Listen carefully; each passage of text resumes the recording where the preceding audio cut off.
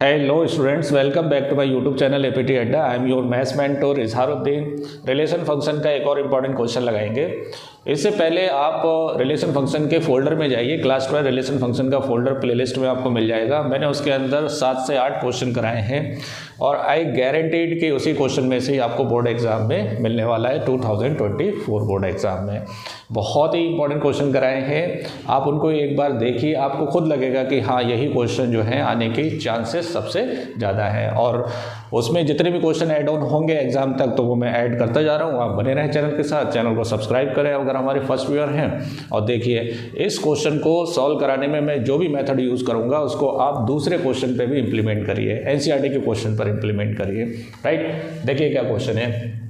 एक फंक्शन दे रखा है तुम्हें। फंक्शन हमेशा दो सेट में ही दिया जाता है। वो दोनों सेट सेम भी हो सकते हैं, डिफरेंट भी हो सकते हैं। तो इसमें सेम दिया, रियल नंबर से रियल नंबर में। और फंक्शन किस तरह डिफाइन है, 4x³ + 7। ये सारे रियल वैल्यूड फंक्शन होते हैं, मतलब इनपुट आप रियल नंबर रखेंगे तो आउटपुट भी क्या आना चाहिए, रियल नंबर आना चाहिए। Then show that f is a bijective. हमें शो करना है कि ये फंक्शन क्या होना चाहिए, बाइजेक्टिव। तो अगर आपको नहीं पता है तो मैं बता दूं, बाइजेक्टिव प्रूफ करने का मतलब है कि ये 1 भी होना चाहिए और ऑन टू भी होना चाहिए। तो आपकी नॉलेज के लिए कि 1 क्या होता है, देखिए 1 क्या होता है कि अगर आपके पास रिलेशन ए सेट से बी सेट में है तो यहाँ पर ए सेट कौन है, आर, और बी सेट भी कौन है, आर। तो यहाँ पर सारे कौन से नंबर हैं, रियल नंबर, और यहाँ पर भी क्या होंगे, रियल नंबर। तो 1 का मतलब ये है कि यहाँ पर सारे एलिमेंट्स की अपनी यूनिक इमेज होना चाहिए। क्या होना चाहिए, यूनिक इमेज। तब ये क्या कहलाएंगे, 1 कहलाएंगे। 1 का मतलब ये इस तरह से। आ रही बात समझ में। हर किसी की अपनी अपनी एक क्या होना चाहिए, यूनिक इमेज होना चाहिए। तो वो क्या कहलाएगा, हाँ 1 फंक्शन कहलाएगा। अब ऑन टू का क्या केस है, ऑन टू का ये केस है कि ये कहलाता है आपका डोमेन और ये कहलाता है कोडोमेन। राइट, तो कोडोमेन में सारे एलिमेंट्स की अपनी क्या होना चाहिए, सभी की प्री इमेज होना चाहिए। मतलब यहाँ पर कोई भी एलिमेंट्स खाली नहीं होना चाहिए। ये एक बेसिक कॉन्सेप्ट है, मैं आपको इसलिए बता रहा हूँ। अगर आपको नॉलेज नहीं है तो थोड़ा सा आप इस पर फोकस करिए, तभी ये समझने में मज़ा आएगा। तो इन सारे एलिमेंट की अपनी क्या होना चाहिए, प्री इमेज होना चाहिए। ये कॉन्सेप्ट आपके दिमाग में रहना चाहिए।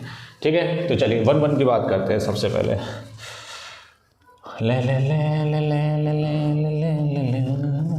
फॉर 1 के लिए देखिए f(x) क्या है, 4x³ + 7। देखिए बहुत ध्यान से सुनिए इस लेक्चर को, क्योंकि इससे आपको और भी क्वेश्चंस को सॉल्व करने में बहुत हेल्प मिलेगी। अब देखिए, अब यहाँ पर आपके पास जो रियल नंबर है वो सैकड़ों करोड़ों अरबों रियल नंबर है। सो सारे रियल नंबर की अपनी अपनी क्या होना चाहिए, यूनिक इमेज होना चाहिए। अब ये कैसे पता लगाएंगे भाई, इसमें आप x की वैल्यू कुछ भी रखते चली जाइए। जैसे फॉर एग्जाम्पल 1 रखिए, सुनते रहना ज़रा समझने के लिए। तो ये हो जाएगा 4 + 7 कितना हो गया, 11। तो 1 रखने से ये किससे मिलेगा जाकर, 11 से। तो 11 इज़ अ रियल नंबर, वो यहाँ पर मौजूद होगा।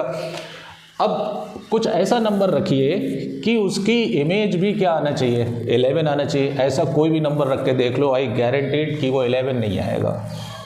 क्या नहीं आएगा, 11। जैसे फॉर एग्जांपल मान लो 2 रखने से अगर ये 11 आता तो ये 1 नहीं रहता, क्या बन जाता है, ये मैनी 1 बन जाता है, ये है ना। कॉन्सेप्ट दिमाग में भरिए आप अपने, क्या कि यहाँ पर अगर 1 रखने से 11 आ रहा है तो 1 के अलावा कोई दूसरा रियल नंबर, फ्रैक्शन का, पॉइंट का, कैसा भी अंडर रूट का कुछ भी नंबर रख लो इसके अंदर, वो दोबारा से किसी दूसरे नंबर के लिए 11 नहीं आ सकता। अगर आ जाए तो मुझे बता दो, नहीं आ सकता। तो इससे हमें यह पता चल रहा है कि हर अलग अलग रियल नंबर पर इस फंक्शन की जो आउटपुट वैल्यू है, जो कोडोमेन के अंदर मिलेगी, वो भी एक क्या मिलेगी, यूनिक इमेज मिलेगी, और वो भी क्या होगा, रियल नंबर। अब होता क्या है कि सारे रियल नंबर के लिए तो हम सबको नहीं दिखा सकते कि ये क्या है, 1 है। तो इस केस में हम आंसर क्या लिखेंगे बोर्ड एग्जाम में, जब हम कंफर्म हो जाएं कि हाँ ये बाकी में क्या है, 1 है, तब हम इसका जनरल फॉर्म लिखेंगे। तो जनरल फॉर्म कैसे लिखते हैं कि let x1, x2 belongs to r। अब r यहाँ पर 2 हैं तो यहाँ पे आप लिख लो डोमेन, किससे, डोमेन से। सच दैट x1 के अंडर इमेज और x2 के अंदर f की इमेज दोनों आपस में क्या होना चाहिए, इक्वल। तो अगर ये दोनों आपस में इक्वल हो गए तो इसका मतलब इसके इनपुट भी क्या होना चाहिए, आपस में इक्वल होना चाहिए। इसका मतलब x1 और x2 भी आपस में क्या होना चाहिए, इक्वल होना चाहिए, तभी ये प्रूफ हो जाएगा ये क्या है, 1 1 है। नहीं समझ में आया, इधर देखो, ये x1 है, ये x2 है, ये f है, तो ये हो गया आपका fx1 और ये कौन हो गया, fx2। अगर ये दोनों बराबर हैं 1 1 होने के लिए तो पक्का ये भी क्या होना चाहिए, डिफरेंट नहीं होना चाहिए, ये भी क्या होना चाहिए, सेम होना चाहिए। तो यही कंडीशन तो हम इसमें यूज़ करते हैं। तो बताओ भाई fx कितना है, 4x³ + 7, x की जगह x1 रख दो तो 4x1³ + 7 = x2 रख दो, 4x2³ + 7, 7 से 7 क्या हो जाएगा, कैंसिल। तो 4x³ और 4x2³, 4 से 4 कैंसिल, तो x1³ - x2³ = किसके बराबर, 0 के। ये कंडीशन आ गई हमारे पास।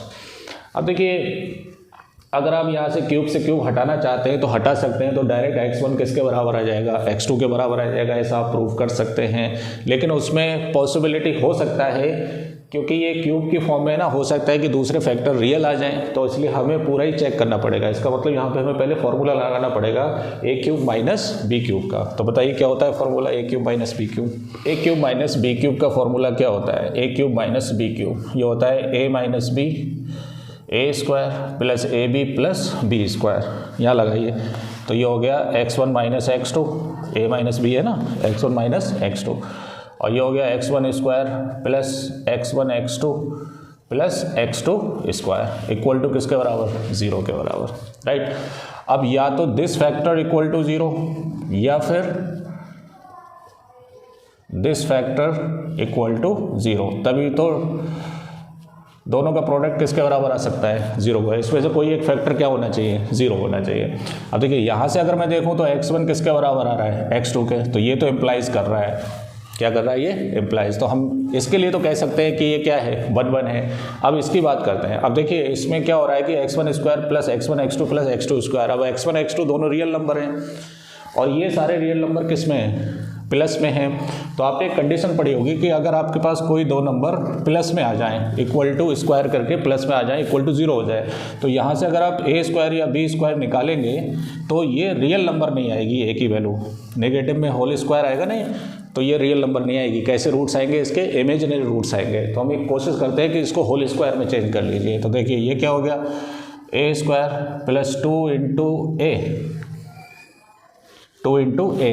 अब b कितना रखूँ कि जिससे x1 x2 आ जाए, तो b के लिए आप x2/2 रखेंगे आप, क्योंकि 2 से 2 कैंसिल हो जाएगा तो x1 x2 रहेगा। मैं होल स्क्वायर बना रहा हूँ, a² + 2ab + b², तो b कितना लिया आपने, x2/2 का होल स्क्वायर। तो इसको तुमने अपने पास से लिखा है, इतना ही तुम सब्ट्रैक्ट कर दो, तो x2²/4, इसका स्क्वायर कितना होगा, x2²/4, इतना प्लस किया इतना माइनस किया।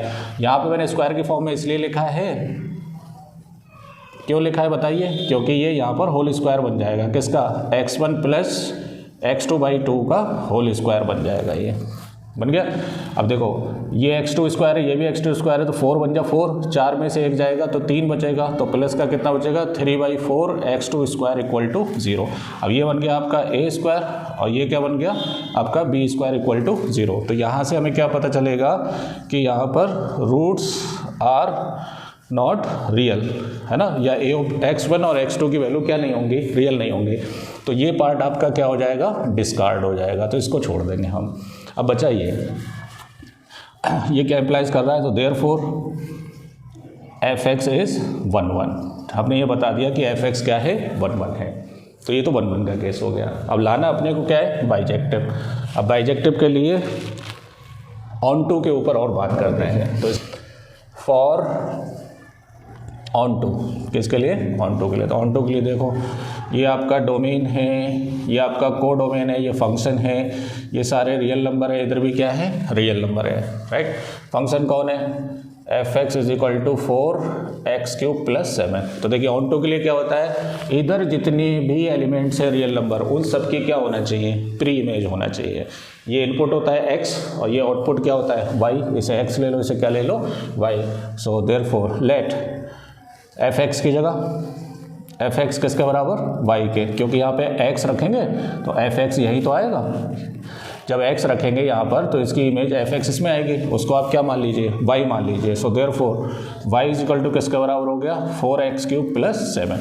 अगर मैंने पूरा y है ना इसको मान लिया 4x³ + 7, अब इसको माना क्यों है, पहले खुद से कंफर्म करिए कि ये ऑन टू है या नहीं है। अब जरा सोचो, यहाँ पर मैं कोई भी वैल्यू रखूँगा तो y की वैल्यू रखूँगा उठाकर, तो पहले मुझे y के फॉर्म में निकालना पड़ेगा या नहीं निकालना पड़ेगा फंक्शन, है ना, क्योंकि यहाँ पर y की वैल्यू कुछ भी रखोगे तो उसके करस्पॉन्डिंग वैल्यू x की आएगी, और x किस में होगा, डोमेन में होगा, तो इसलिए मुझे x की वैल्यू y की फॉर्म में निकालना पड़ेगी। तो देखो y - 7 = 4x³, तो x³ कितना हो गया, y - 7/4, तो x किसके बराबर हो गया, y - 7/4 की पावर 1/3। ये फंक्शन आपका y की फॉर्म में आ गया। अब यहाँ y की वैल्यू आप कोई भी रियल नंबर लगाइए कि टर्म में निकाल ली। अब यहाँ पर आप एक एक करके y की वैल्यू रख कर आप ये चेक कर सकते हैं कि इसके करस्पॉन्डिंग जो इसकी प्री इमेज आएगी वो रियल नंबर है या नहीं है। अब देखिए यहाँ पर पावर 1/3 है, तो ये इसका क्या है, क्यूब रूट है। अब यहाँ पर y की वैल्यू आप चाहे प्लस लगाएं या माइनस लगाएं, क्यूब रूट प्लस का भी निकलता है और माइनस का भी निकलता है। लेकिन कुछ बच्चों को बहुत कन्फ्यूज़न होगा कि सर √-2 तो नहीं निकलता है ना, ये नॉट डिफाइन होता है, ये रियल वैल्यू नहीं होती है। लेकिन अगर आप इसका क्यूब रूट लेंगे -2 का तो निकलेगा लगभग इसकी वैल्यू -1.2 समथिंग आती है। आप निकाल के देख लेना इसका क्यूब रूट। फ़र्क समझ में आया मैंने क्या बोला, स्क्वायर रूट नेगेटिव नंबर का नॉट डिफाइन होता है, रियल नंबर नहीं होता है, इमेजरी नंबर होता है, लेकिन क्यूब रूट नेगेटिव नंबर का आसानी से निकल जाता है। तो चाहे प्लस की वैल्यू रखो आप y की, चाहे माइनस की रखो, यहाँ से जो वैल्यू निकल कर आएगी वो x की वैल्यू आएगी, और वो x की वैल्यू प्लस भी हो सकती है, माइनस भी हो सकती है, और पॉइंट में भी हो सकती है ना। तो वो सारे नंबर किस में इंक्लूड होंगे, रियल नंबर में। तो ये वैल्यू हमारी x की जो आएगी y की वैल्यू रखने से वो रियल नंबर से क्या करेगी, बिलोंग करेगी। अब हम इस बात से भी कन्फर्म हो गए कि y की सारी वैल्यूज़ के लिए इसके करस्पॉन्डिंग जो x की वैल्यू है वो डोमेन से क्या कर रही है, बिलोंग कर रही है। तो ये क्या होना चाहिए, ऑन टू होना चाहिए। लेकिन हमें पता है कि ये है ऑन टू, तो लिखेंगे कैसे, तो जब भी ये पता हो कि ये 1 है या ऑन टू है तो हमेशा जनरल फॉर्म में लिखते हैं इसको। तो हम क्या लिखेंगे कि let for every value of y, है ना, बिलोंग्स टू कौन, r का मतलब कौन, को डोमेन, क्योंकि r इधर भी है और इधर भी है। तो क्या लिखेंगे, for every value of y belongs to r को डोमेन सच दैट f(x) किसके बराबर आना चाहिए, y के बराबर आना चाहिए। f(x) किसके बराबर, y के बराबर। सो देयरफॉर f(x) की जगह हम क्या रखेंगे, बताइए, x के प्लेस पर ये वैल्यू रखेंगे हम, किसके अंदर, फंक्शन के अंदर। तो f(x) = क्या फंक्शन था, 4x³ + 7। तो जैसे ही मैं x की value in terms of y में रखूँगा, पूरा का पूरा कोडोमेन उठा के रखूँगा, ये कौन, y - 7/4 की पावर 1/3। जैसे ही मैं x की जगह ये वैल्यू रखूँगा तो इसके करस्पॉन्डिंग जो वैल्यू आना चाहिए वो किसके बराबर आना चाहिए, y के बराबर आना चाहिए, राइट। तो देखिए कितना आएगा, 4x की जगह y - 7/4 की पावर 1/3 की होल क्यूब + 7। क्यूब से क्यूब क्या हो गया, 3 से 3 क्या हो जाएगा, कैंसिल हो जाएगा। इसको मैं हटा देता हूँ, देखिए। सो देयरफॉर इक्वल टू किसके बराबर आएगा, 4, ये हट गया, और ये हो गया y - 7/4 और +7। 4 से 4 कैंसिल हो गया, तो y - 7 + 7, इससे ये कैंसिल हो गया, y के बराबर आ गया, राइट। यही कंडीशन किसकी है, so therefore it is onto. देखिए ऑन टू को अलग अलग तरीके से लिखकर दिखाएंगे तो ऐसे सैकड़ों रास्ते हैं लिखने के, क्योंकि वो आप सारे रियल नंबर हैं, हज़ारों रियल नंबर होते हैं, सबके लिए नहीं लिखेंगे, जनरल फॉर्म लिखेंगे। तो जनरल फॉर्म फिर से समझ लीजिए क्या होता है, y की मतलब ये था ना, एक कोडोमेन है, एक डोमेन है, और एक क्या है, कोडोमेन। y की सारी नंबर का क्या होना चाहिए, प्री इमेज होना चाहिए। तो मैंने वही तो लिखा है, for every value of y belongs to r मतलब किससे, कोडोमेन से, सच दैट f(x) की वैल्यू किसके बराबर होनी चाहिए, y के बराबर। f(x) का मतलब क्या है कि x के अंदर हमें वो वैल्यू रखना है y की टर्म में, है ना, जो मैंने यहाँ से निकाली थी y-7। तो जैसे इसके अंदर ये रखोगे तो ये पूरा सॉल्व होकर फंक्शन के अंदर किसके बराबर आना चाहिए, y के बराबर आना चाहिए, मतलब किसी भी वैल्यू के लिए आना चाहिए y। तो हम कह सकते हैं कि ये कैसा है, ऑन टू है। तो ये प्रूफ हो गया। So therefore function is bijective.